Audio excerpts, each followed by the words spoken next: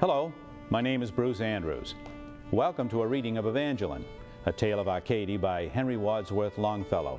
This particular reading is taken from the 1899 printing by Alex Grosset and Company, the Minnehaha edition, New York. Specifically, this book belonged to my grandmother.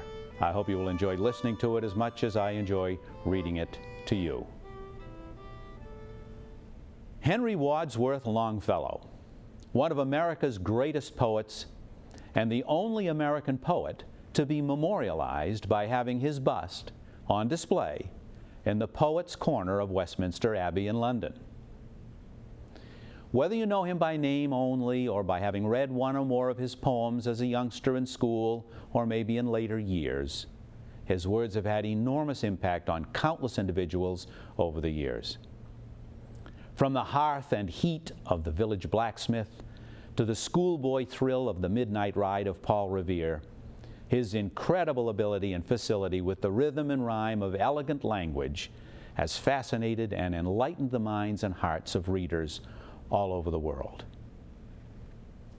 Born in Portland, Maine in 1807, he attended Bowdoin College at the age of 15 in 1822, graduating in 3 years, fourth in rank among 38 students. In my mind, at least, this classifies him as an overachiever of the very first order. His father had great hopes for him to become a lawyer, but that had little appeal for him, so his father agreed to send him to Europe to study and to mature. Over the ensuing 3 years, he did indeed travel and study in France, Spain, Italy, and Germany, returning home when his alma mater, Bowdoin College, offered him a position as professor of modern languages, a relatively new field of study. This was to become his chosen field for many years to follow, and the field which ultimately honed his language skills to the delight of ages to come for those of us who have savored his poetry and prose. During his tenure at Bowdoin College, he married Mary Story Potter of Portland. It was a short-lived marriage, indeed, in that she died in less than 4 years while they were traveling in Europe to further his education in modern languages. Returning to the United States in 1836, he accepted a position at Harvard University where he was to remain for the next 20 years. He began to grow in stature and in maturity in his chosen field and also developed a reputation as a wordsmith of world-class majesty.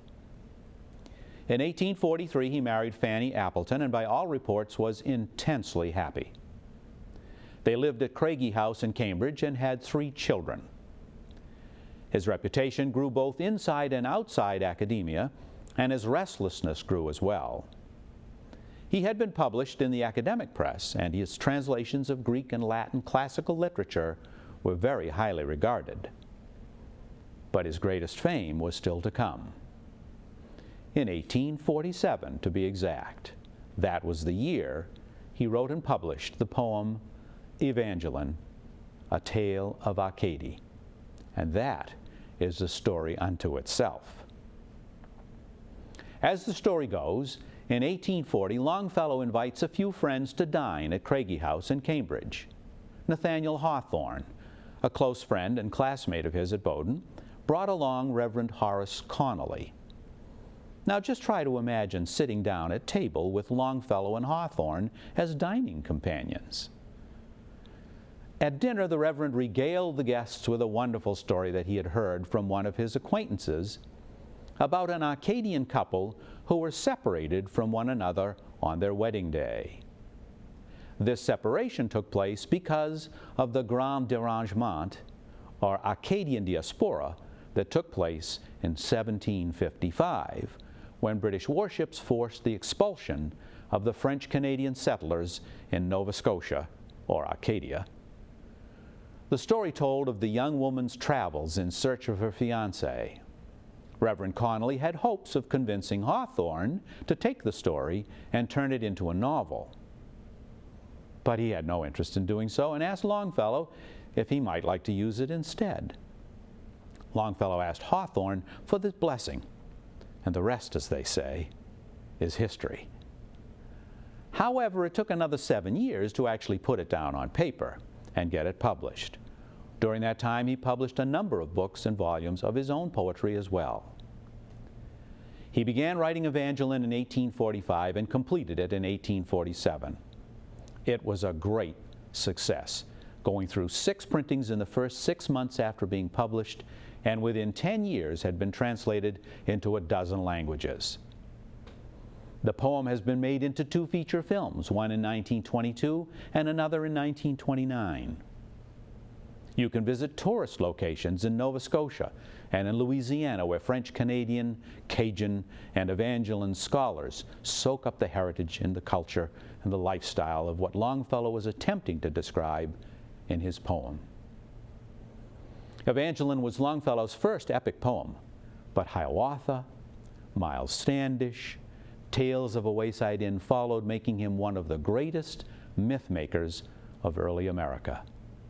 Longfellow died in 1882 at the age of 75. We are about to embark on a wonderful journey of words, lovely, rich, elegant words that will fill our senses with awe and wonder at a tale of love undying in spite of terrible circumstances. We will come to know the Acadian characters and their Norman customs and lifestyle just before the British warships change their lives forever. And then we will travel with our heroine, Evangeline, single, beautiful, and alone, throughout early America as she searches for the love of her life, Gabriel. Longfellow describes in exquisite detail the woods and fields and people that Evangeline encounters in her search. Listen carefully, and you will hear one of the most beautiful stories of all time, and a myth that the world has never forgotten. There are 3 sections of text comprising this first of 5 episodes: the prologue, chapter 1, and chapter 2. You will recognize the first lines of the prologue as it opens with the familiar line, "This is the forest primeval." Thus begins the tale of Acadie, a story of love and of a people who no longer exist except in fond memory. It sets the mood for what is to follow and hints of powerful images and scenes that emerge as we travel from what we know today as Nova Scotia to the Mississippi River, down to New Orleans and back to Philadelphia. Many years go by as we walk beside our beautiful guide, Evangeline. Thus we begin our journey. Let the wonder of Longfellow's words carry us back in time and place to the village of Grand Pré and its people.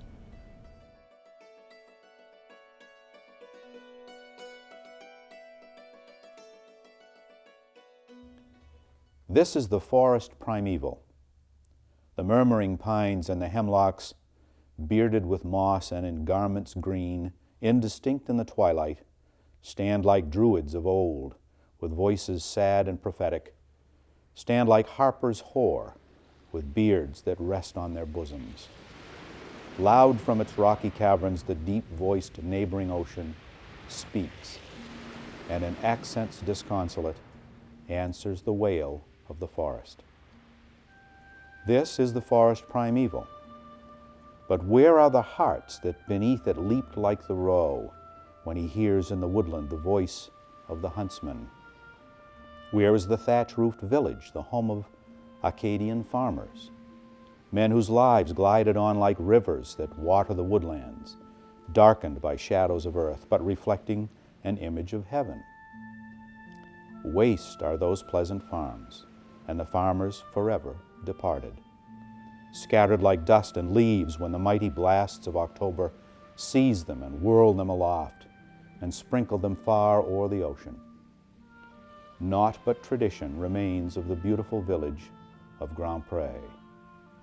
Ye who believe in affection that hopes and endures and is patient, ye who believe in the beauty and strength of woman's devotion, list to the mournful tradition still sung by the pines of the forest. List to a tale of love in Acadie, home of the happy. End of the prologue. Evangeline, Part the First, Chapter 1. In the Acadian land on the shores of the basin of Mina, distant, secluded, still, the little village of Grand Pré lay in the fruitful valley. Vast meadows stretched to the eastward, giving the village its name and pasture to flocks without number. Dikes that the hands of the farmers had raised with labor incessant shut out the turbulent tides, but at stated seasons the floodgates opened and welcomed the sea to wander at will o'er the meadows. West and south there were fields of flax, and orchards and cornfields spreading afar and unfenced o'er the plain. And away to the northward Blomidon rose, and the forests old, and aloft in the mountains sea fogs pitched their tents, and mists from the mighty Atlantic looked on the happy valley, but ne'er from their station descended. There in the midst of its farms reposed the Arcadian village, strongly built were the houses with frames of oak and chestnut, such as the peasants of Normandy built in the reigns of the Henrys. Thatched were the roofs with dormer windows, and gables projecting over the basement below protected and shaded the doorway. There in the tranquil evenings of summer, when brightly the sunset lighted the village street and gilded the vanes on the chimneys, matrons and maidens sat in snow-white caps and in kirtles scarlet and blue and green, with distaffs spinning the golden flax for the gossiping looms, whose noisy shuttles within doors mingled their sounds with the whir of the wheels and the songs of the maidens. Solemnly down the street came the parish priest, and the children paused in their play to kiss the hand he extended to bless them. Reverend walked he among them, and up rose matrons and maidens hailing his slow approach with words of affectionate welcome. Then came the laborers home from the field, and serenely the sun sank down to his rest, and twilight prevailed. Anon from the belfry, softly the Angelus sounded, and over the roofs of the village, columns of pale blue smoke, like clouds of incense ascending, rose from 100 hearths, the homes of peace and contentment. Thus dwelt together in love these simple Arcadian farmers, dwelt in the love of God and of man. Alike were they free from fear that reigns with the tyrant, and envy the voice of republics. Neither locks had they to their doors, nor bars to their windows, but their dwellings were open as day, and the hearts of the owners. There the richest was poor, and the poorest lived in abundance. Somewhat apart from the village and nearer the basin of Mina, Benedict Bellafontaine, the wealthiest farmer of Grand Pré, dwelt on his goodly acres. And with him, directing his household, gentle Evangeline lived, his child, and the pride of the village. Stalwart and stately in form was the man of 70 winters. Hearty and hale was he, an oak that is covered with snowflakes. White as the snow were his locks, and his cheeks as brown as the oak leaves. Fair was she to behold, that maiden of 17 summers. Black were her eyes as the berry that grows on the thorn by the wayside. Black, yet how softly they gleamed beneath the brown shade of her tresses. Sweet was her breath as the breath of kine that feed in the meadows. When in the harvest heat she bore to the reapers at noontide flagons of home-brewed ale, fair in sooth was the maiden. Fairer was she when on Sunday morn, while the bell from its turret sprinkled with holy sounds the air, as the priest with his hyssop sprinkles the congregation and scatters blessings upon them, down the long street she passed, with her chaplet of beads and her missal, wearing her Norman cap and her kirtle of blue, and earrings brought in the olden time from France, and since as an heirloom handed down from mother to child through long generations. But a celestial brightness, a more ethereal beauty, shone on her face and encircled her form when, after confession, homeward serenely she walked with God's benediction upon her. When she had passed, it seemed like the ceasing of exquisite music. Firmly builded with rafters of oak, the house of the farmer stood on the side of a hill commanding the sea, and a shady sycamore grew by the door with a woodbine wreathing around it. Rudely carved was the porch, with seats beneath, and a footpath led through an orchard wide and disappeared in the meadow. Under the sycamore tree were hives overhung by a penthouse, such as the traveler sees in regions remote by the roadside, built o'er a box for the poor or the blessed image of Mary. Farther down on the slope of the hill was the well with its moss-grown bucket fastened with iron, and near it a trough for the horses. Shielding the house from storms on the north were the barns and the farmyard. There stood the broad-wheeled wains and the antique plows and the harrows. There were the folds for the sheep, and there in his feathered seraglio strutted the lordly turkey, and crowed the cock with the self-same voice that in ages of old had startled the penitent Peter. Bursting with hay were the barns, themselves a village.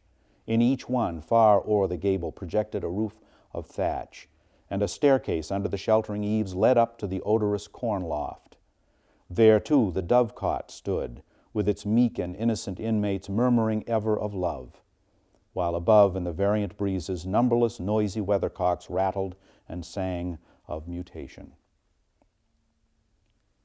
Thus at peace with God and the world, the farmer of Grand Pré lived on his sunny farm, and Evangeline governed his household.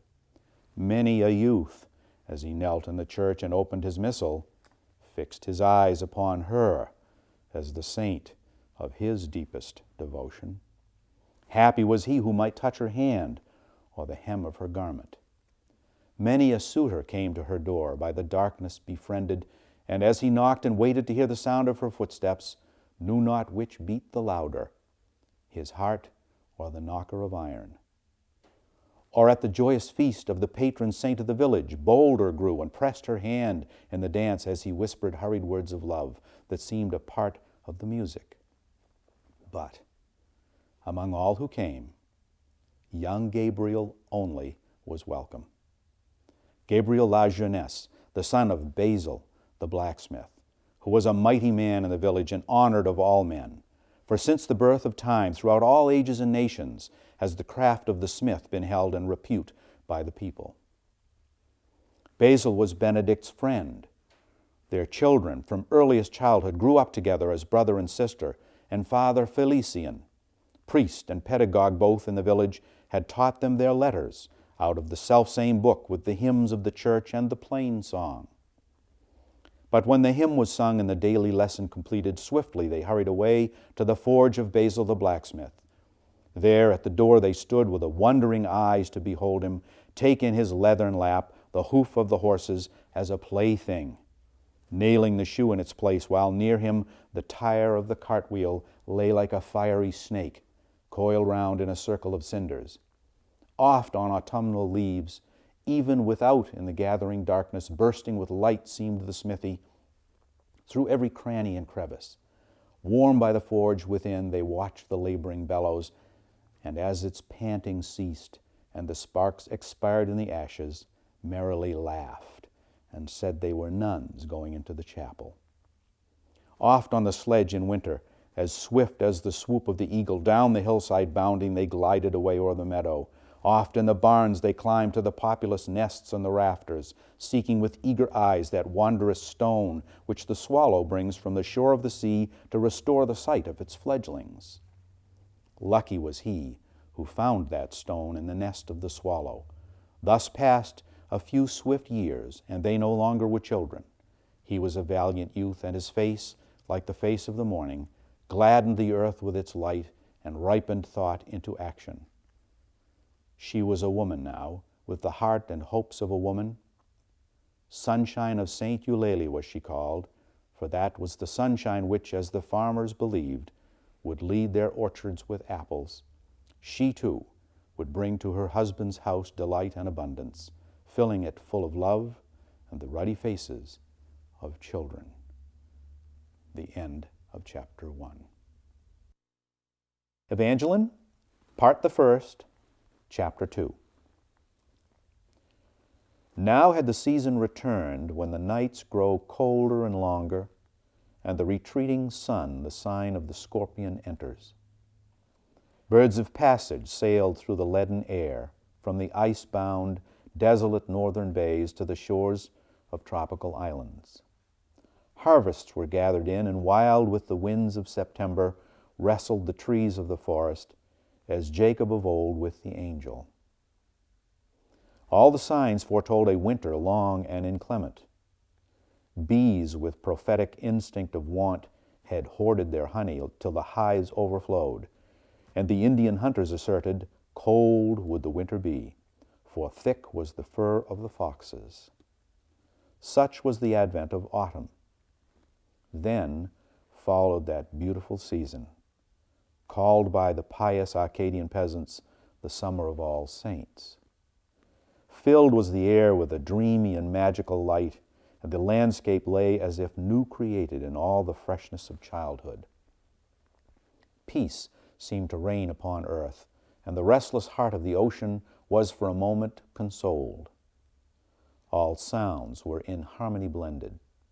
Voices of children at play, the crowing of cocks in the farmyards, whir of wings in the drowsy air, and the cooing of pigeons, all were subdued and low as the murmurs of love, and the great sun looked with the eye of love through the golden vapors around him.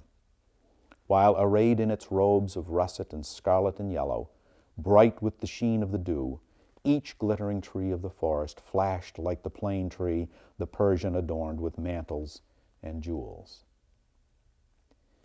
Now recommenced the reign of rest and affection and stillness.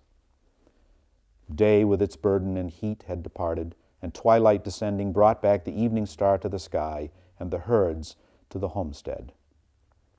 Pawing the ground they came, and resting their necks on each other, and with their nostrils distended, inhaling the freshness of the evening.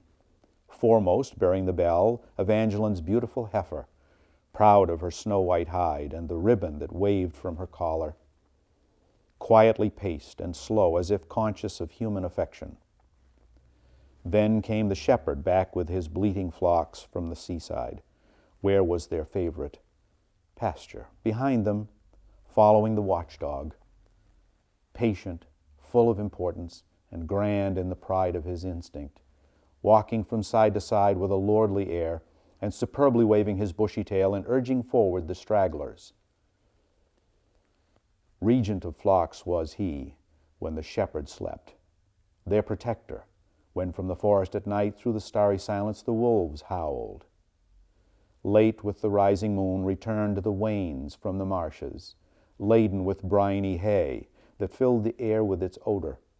Cheerily neighed the steeds, with dew on their manes and their fetlocks, while aloft on their shoulders the wooden and ponderous saddles, painted with brilliant dyes and adorned with tassels of crimson, nodded in bright array like hollyhocks heavy with blossoms. Patiently stood the cows, meanwhile, and yielded their udders unto the milkmaid's hand, whilst loud and in regular cadence into the sounding pails the foaming streamlets descended. Lowing of cattle and peals of laughter were heard in the farmyard, echoed back by the barns. Anon they sank into stillness. Heavily closed with a jarring sound, the valves of the barn doors rattled the wooden bars, and all, for a season, was silent. Indoors, warmed by the wide-mouthed fireplace, idly the farmer sat in his elbow chair and watched how the flames and the smoke wreaths struggled together like foe in a burning city. Behind him, nodding and mocking along the wall, with gestures fantastic, darted his own large shadow and vanished away into darkness. Faces, clumsily carved in oak, on the back of his armchair laughed in the flickering light, and the pewter plates on the dresser caught and reflected the flame as shields of armies the sunshine. Fragments of song the old man sang, and carols of Christmas, such as at home in the olden time his fathers before him sang in their Norman orchards and bright Burgundian vineyards. Close at her father's side was the gentle Evangeline seated, spinning flax for the loom that stood in the corner behind her. Silent awhile were its treadles, at rest was its diligent shuttle, while the monotonous drone of the wheel, like the drone of a bagpipe, followed the old man's song and united the fragments together. As in a church, when the chant of the choir at intervals ceases, footfalls are heard in the aisles, or words of the priest at the altar. So, in each pause of the song, with measured motion, the clock clicked. Thus as they sat, there were footsteps heard, and suddenly lifted sounded the wooden latch, and the door swung back on its hinges. Benedict knew by the hobnailed shoes it was Basil the blacksmith, and by her beating heart Evangeline knew who was with him. "Welcome," the farmer exclaimed as their footsteps paused on the threshold. "Welcome, Basil, my friend. Come, take thy place on the settle close by the chimney side, which is always empty without thee. Take from the shelf overhead thy pipe and the box of tobacco. Never so much thyself art thou as when through the curling smoke of the pipe or the forge thy friendly and jovial face gleams round and red as the harvest moon through the mist of the marshes." Then with a smile of content, thus answered Basil the blacksmith, taking with easy air the accustomed seat by the fireside, "Benedict Bellefontaine, thou hast ever thy jest and thy ballad. Ever in cheerfullest mood art thou, when others are filled with gloomy forebodings of ill, and see only ruin before them. Happy art thou, as if every day thou hadst picked up a horseshoe." Pausing a moment to take the pipe that Evangeline brought him, and with a coal from the embers had lighted, he slowly continued. "4 days now are past since the English ships at their anchors ride in the Gaspereau's mouth, with their cannon pointed against us. What their design may be is unknown, but all are commanded on the morrow to meet in the church where His Majesty's mandate will be proclaimed as law in the land. Alas, in the meantime, many surmises of evil alarm the hearts of the people." Then made answer the farmer, "Perhaps some friendlier purpose bring these ships to our shores. Perhaps the harvest in England by untimely rains or untimelier heat have been blighted, and from our bursting barns they would feed their cattle and children."